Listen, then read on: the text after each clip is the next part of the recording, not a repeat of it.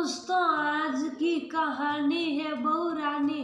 तेरी बहू भी तुम्हारे जैसे मिडिल क्लास से आई है, इसलिए ये तुम्हारी जिम्मेदारी है। दोस्तों, कहानी शुरू करने से पहले अगर आपने चैनल को सब्सक्राइब नहीं किया हो तो कर लीजिए ताकि आपके पास पहुंच सके हर नया वीडियो। सुलेखा मासी आज बहुत खुश थी। बनारसी साड़ी और बालों में गजरा लगाए वो पूरे हवेली में शक्कर लगा रही थी। खुश होने का कारण भी था उनके बेटे की शादी जो तय हो गई थी। शगुन का दिन आज के लिए ही निकल आया था। लड़की वाले पहुंचने वाले थे। इतने सालों के बाद घर में खुशी का मौका आया था। मासी जिंदगी में आई अपनी अनमोल खुशी के हर पल को बांध कर रख लेना चाहती थी। पूरे मनोयोग से लड़की वालों की खातिरदारी की तैयारी में लगी हुई थी। देखते देखते 4-5 गाड़ियां दरवाजे पर आकर खड़ी हो गई। शायद मेहमान आ चुके थे।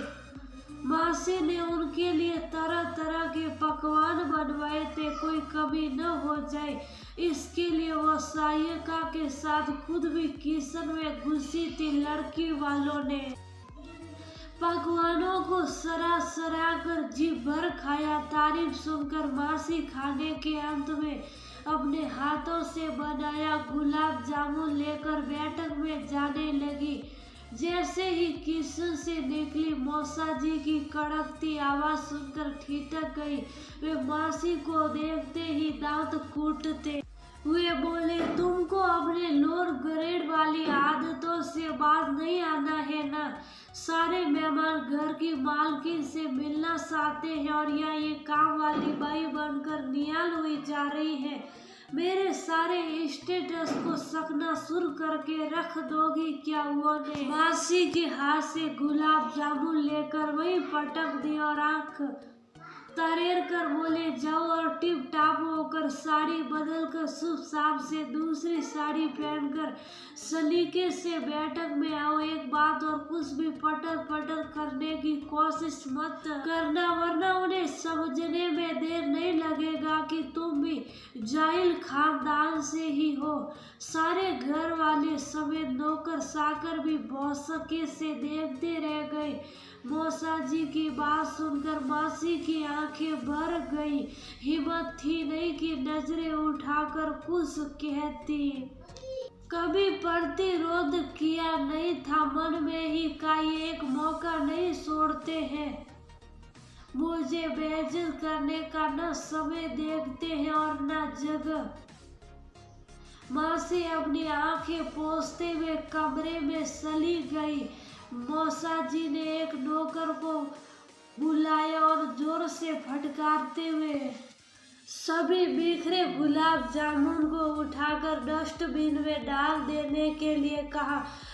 फिर पैर पटकते हुए मेहमानों के 20 बार बैठक में चले गए। मासी बनारसी साड़ी पहनकर माथे पर आंसू डाले बाहर निकली। ये बनारसी साड़ी की भी कहता है, बुआ जब विदा होकर ससुराल आई थी तब मायके वाले ने अपने हैसियत से ढेरों साड़ियाँ दी थी, पर उसमें बनारसी साड़ी नहीं थी। दुल्हन को साधारण सुंदरी में देख मासी के सास ससुर भड़क गए। उसी समय मासी की सास ने फरमान जारी किया, आज से किसी तीज त्योहारों में मेरठ से मासी के लिए कपड़े नहीं आएंगे और अगर औकात हो तो बनारसी साड़ी ही भेजे। हमारे खानदान की बहुएं होकर पर्व पर बनारसी साड़ी ही पहनती है। बेचारे मायके वाले जितना अपना सादर था उसी में सिमट कर रह गए। बेटी को तीज त्योहार में कपड़े भेजना छोड़ दिया। बेटी हजारों में सुंदर थी। सुंदरता ने ही उसे ऐसा घर भर दिलाया था, वरना उनकी हैसियत कहाँ थी जो ऐसा ससुराल ढूंढते। खैर, अब बीती हुई बातों को याद कर मन खराब करने का समय नहीं था।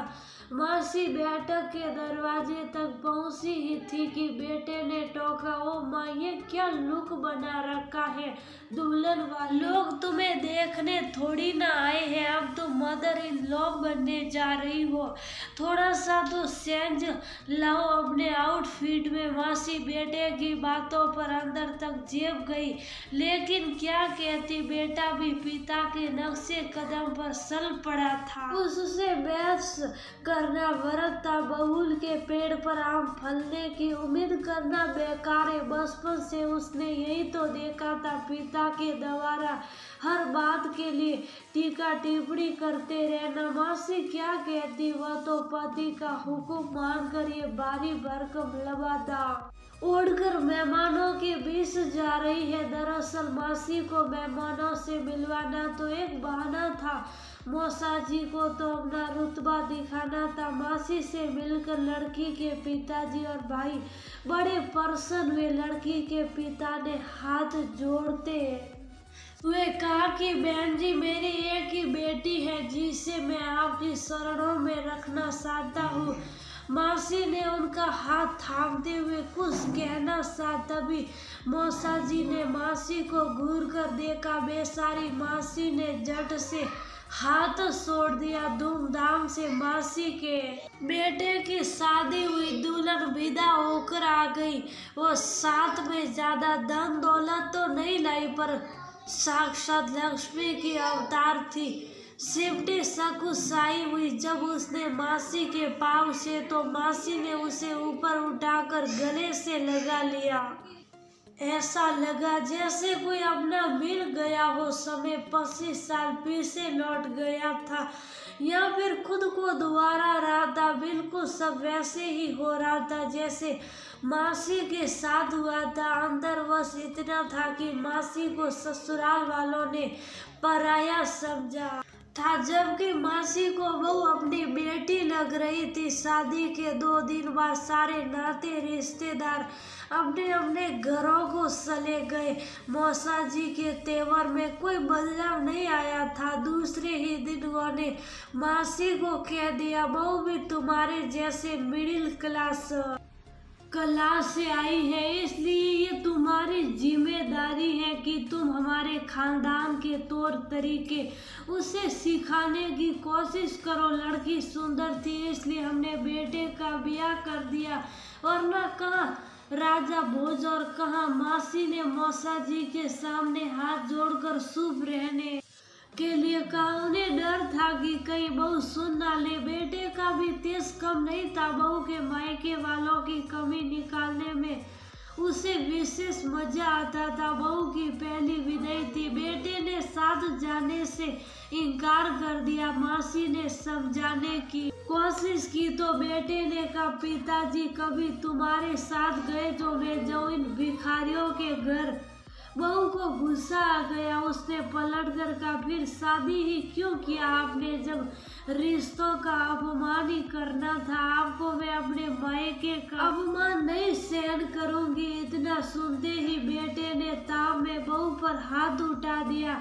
अभी वह कुछ सोचता, इसके पहले ही मासी ने तड़ाक से एक जोरदार थप्पड़ बेटे के गाल पर जड़ दी और बोली, खबरदार जो कभी पत्नी पर हाथ उठाया तो तोड़कर रख दूंगी, समझा। स्टेटस की दुआई देता है संस्कारहीन कहीं का। पहले इंसान बनना सीख, फिर पति बनना। मासी ने नौकर को बाहर भेज ड्राइवर को बुलाया और बोली, मैं जाऊंगी अपनी बहू को उसके मायके छोड़ने, और तब तक वह वापस नहीं आएगी जब तक ये उससे माफी नहीं मांग लेगा। बेटे को आगनी आंखों से घूरते हुए कहा, तूने क्या सोचा मैं तेरे पिता का मनमानी करने दूंगी। मेरे पीछे कोई नहीं था, लेकिन अब ऐसा नहीं होगा। मैं विरोध नहीं कर पाई तो तुझे भी खड़ी हो अपनी बहू के साथ, समझा। मासी का बेटा माँ का ये रूप देख दंग रह गया, क्योंकि उसने कभी भी अपनी माँ को आवाज उठाते नहीं सुना था खुद के लिए, लेकिन आज माँ का नया रूप उसके सामने था। इसीलिए कहते हैं माँ बाप जो करते हैं बच्चे वही करते हैं जो माँ बाप करते हैं। इसलिए हमेशा अपने बच्चों के सामने ऐसे रहे, कभी बच्चे माँ बाप से कोई गलत व्यवहार न सीखे। हमेशा बच्चों के सामने प्यार से रहे, सामने कभी